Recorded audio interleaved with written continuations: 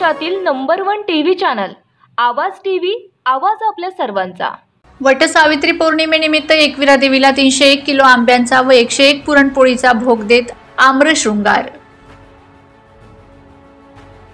खानदेशवासी यांचे श्रद्धास्थान व कुलदैवत असलेल्या एकविरा देवीला आज वटसावित्री पौर्णिमेनिमित्त आम्रशृंगार करण्यात आला असून 301 किलो आंब्यांचा भोग व 101 पुरणपोळीचा नैवेद्य एकविरा देवीला दाखविण्यात आलाय। वटसावित्री पौर्णिमेनिमित्त सकाळपासूनच भाविकांची एकविरा देवीच्या मंदिरामध्ये दर्शनासाठी गर्दी बघावयास मिळाली आहे। दरवर्षीप्रमाणे यावर्षी देखील मंदिर प्रशासनाच्या वतीने आई एकविरा देवीला आंब्याचा व पुरणपोळीचा भोग दाखविण्यात आला आहे आणि त्यानंतर याच आंब्यांनी केलेला आमरस व पुरणपोळीचा भंडारा करून भाविकांना त्याचा प्रसाद वाटण्यात येणार आहे।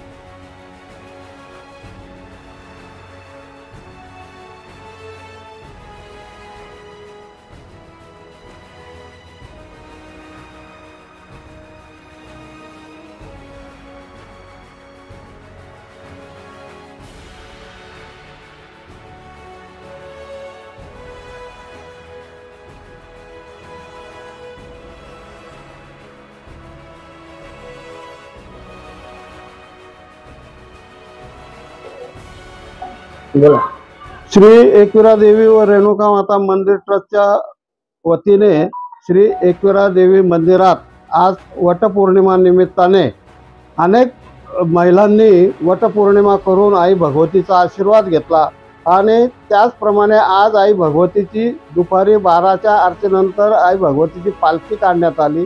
पालखी झाल्यानंतर आज वटपौर्णिमा निमित्ताने 301 किलो आंब्याचा आणि 101 पुरणपोळीचा भोग लावण्यात आला। तो असा आमरस भोग आणि त्याचप्रमाणे त्याच पोळींचा आणि त्याच आंब्यांचा आज आमरस आणि पुरणपोळीचा भंडारा ठेवण्यात आलेला आहे आणि भंडाऱ्याचा लाभ सगळे भाविक घेत आहेत आणि या वटपौर्णिमा निमित्ताने सगळ्या भाविक भक्तांना हार्दिक शुभेच्छा। धन्यवाद।